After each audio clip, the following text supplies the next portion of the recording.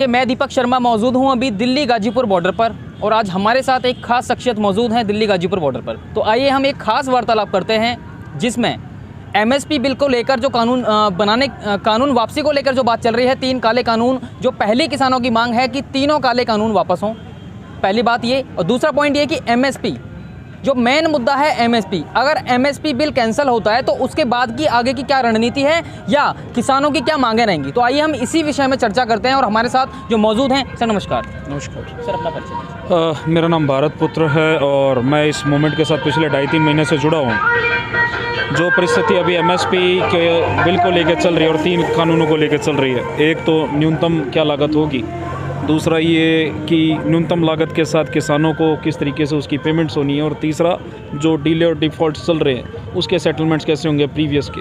अगर ये MSP bill वापस हो जाता है तो उसके बाद की दूसरी स्थिति का हमने डिस्कशन किया था, जो आंतरिक डिस्कशन था संगठन के अंदर। हमारे पास बड़ी बड़ी कंपनियां जो अंतर्राष्ट्रीय है, जैसे क्राफ्ट इंडस्ट्री है, जो नेस्ले, उसका एक छोटा सा भाग है। टाटा और रिलायंस का संगठन संगठित आया था, उनके सभी भाग राजस्थान में और बाकी सब लोगों से, फार्मर्स एसोसिएशन से, उनके परिवारों में भी मिले। उसके अलावा हमारे पास जो सी अलग अलग संगठन है जो सरकार के साथ जुड़े हुए, जो फंडिंग करते हैं, फोर्ट फाउंडेशन वाले, वो लोग भी हमारे पास आए। सभी का बार बार एक एक चीज़ कहना है कि आप कॉन्ट्रैक्ट फार्मिंग कर लीजिए, कंडीशंस आप अपनी बताइए। तो हमारी तरफ से अभी ये डिस्कशन चल रहा है कि हमें फैक्ट्री लेबर की तरह ना ट्रीट की जाए, हमें मालिक की तरह ट्रीट किया जाए। पहले की जो परिस्थिति हमारे देश में रही है वो सबसे बुरी ये रही कि जो व्यवस्था आई, उस व्यवस्था के अंदर हमें एक केवल कार्य करने वाला एक निम्न स्तर का व्यक्ति समझेगा, मालिक नहीं समझा गया। हमारे इसको मसौदे के अंदर हमने ये डिस्कशन क्लियरली किया है कि कंपनी केवल हमारी एजेंट है, हम मालिक है। अगर हिस्सेदारी सरकार के माध्यम से होगी तो 70 और 30 का रेशो रहेगा, 70% हमारे पास, 30% उनके पास। फूड कॉरपोरेशन का कंट्रोल हमारे पास आएगा। जितने भी कोल्ड स्टोरेज बनेंगे वो हमारे कंट्रोल में होंगे। जो लोनिंग अगर लेनी पड़गी या वो लेना चाहते हैं हमारे साथ भी मिलके, तो वो लोनिंग केवल वेयर हाउस के ऊपर हो सकती है, फूड कॉरपोरेशन पे या फिर कोल्ड स्टोरेज पे। किसान की बोने खाड़ी वाली ज़मीन पे किसी पे कुछ लोन नहीं होना, वो केवल पट्टे पे जा सकती है। 49 साल 99 साल बेच हम कुछ नहीं रहे हैं। जो वो लैंड उनके कंट्रोल में आएगी उसके ऊपर भी केवल वही चीज़ उत्पादित की जा सकती है जिसके लिए सरकार या तो परमिशन देगी या गांव वालों की आपसी समझबूझ होगी कि भैया हमें यहाँ पर भांग उगानी है या फीम उगानी है या भोजन के लिए अनाज उगाना है। वो जो नियम नीति शास्त्र है बिल्कुल स्पष्ट होंगे और वो गाँव के आधार पर होगा। सरकार का नियम बाद में आएगा कि सरकार ने किस किस चीज़ की छूट दी है विदेशी कंपनी को। कॉन्ट्रैक्ट फार्मिंग से फ़ायदा किसानों को पहुँचेगा या नहीं? मुनाफे में हिस्सेदारी कर एमएसपी पे नहीं होगा।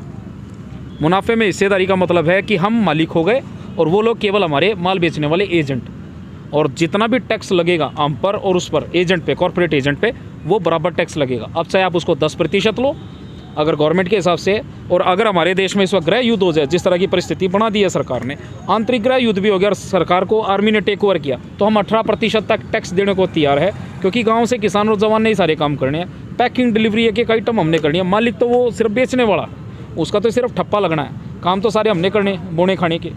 तो हमारे हिसाब से क्यों नहीं हो सकता? अच्छा, निजीकरण को लेकर क्या कहते हो आजकल? जैसे कि गवर्नमेंट है जो प्राइवेटाइजेशन की तरफ सारे डिपार्टमेंट्स को करती जा रही है, जैसे रेलवे है या और भी डिपार्टमेंट्स अगर हम लगाएं, सभी डिपार्टमेंट्स हैं जो प्राइवेट में जा रहे हैं। तो इस बारे में आप क्या कहते हो और किसानों का क्या इसमें मत रहेगा?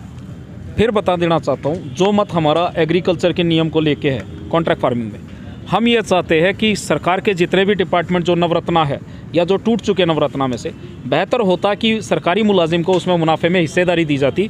उसके पीएफ, डीएफ, ग्रेच्युटी और बाकी के जो टीए फंड्स है, अगर वो एम्प्लॉई चाहता कि हमारे इस फंड का प्रयोग जो एलआईसी से भी इन्होंने कंपनियां खरीदी, उसको हमारी हिस्सेदारी में दिखाया जाए कि हम 4 करोड़ या 5 करोड़ सरकारी सेंट्रल गवर्नमेंट के व्यक्ति है जिन्होंने इंडियन ऑर्गेनाइजेशन में अपना पैसा लगा रखा, पीएफ, डीएफ, ग्रेच्युटी का फंड्स का, डिफेंस के भी कर्मचारी है और सिविलियंस भी है। तो अगर उनकी ऑनरशिप ले ली जाती तो उनको कल को कोर्ट में जाके इनके खिलाफ केस दायर करने का भी हक होता, क्योंकि बहुत सी ऐसी कंपनियां नवरत्न की गई हैं जिसके अंदर धांधलेबाजी और फ्रॉड पकड़ा गया और उसके ऊपर बहुत सी माननीय हाईकोर्ट के अंदर आदेश भी दिए गए कि इस पर इन्वेस्टिगेशन हो, और आज भी चल रही है। कैग वाले इस चीज़ के प्रश्न उठाते हैं। फूड कॉर्पोरेशन का हाल सबको पता है कि कितना नुकसान उसमें हर साल चल रहा है, और दारू की भट्टियों में और कहाँ कहाँ वहाँ से अनाज सड़ा हुआ जाता है। ये कोई बात छुपी हुई नहीं है। ऐसे बहुत से कटु सत्य हमारी संस्थाओं में चल रहे हैं जहाँ केवल सरकारी मुलाजिम को मुनाफे में हिस्सेदारी ना होने की वजह से, मालिकाना हक ना होने की वजह से, इक्विटी ऑनरशिप, वो आरटीआई का भी प्रयोग नहीं कर पा रहा, क्योंकि आरटीआई में भी संशोधन कर दिया गया। तो मालिक बनाना पड़ेगा। अगर हम इसको पब्लिक होल्डिंग बना देते हैं, जैसे अमेरिका में हुई है, 8वीं शताब्दी के अंत में, 19वीं शताब्दी फर्स्ट वर्ल्ड वॉर से पहले अमेरिका और ब्रिटेन की सारी ऑर्गेनाइजेशन कंपनी की तरह रन होती है, मुनाफे में हिस्सेदारी, P&L पे। तो अगर यहाँ वो संस्थान आ जाए तो अच्छा है, कम से कम हमें वोट देने का अधिकार तो हो जाएगा, प्रश्न तो कर पाएंगे। अभी तो हम प्रश्न भी नहीं कर सकते।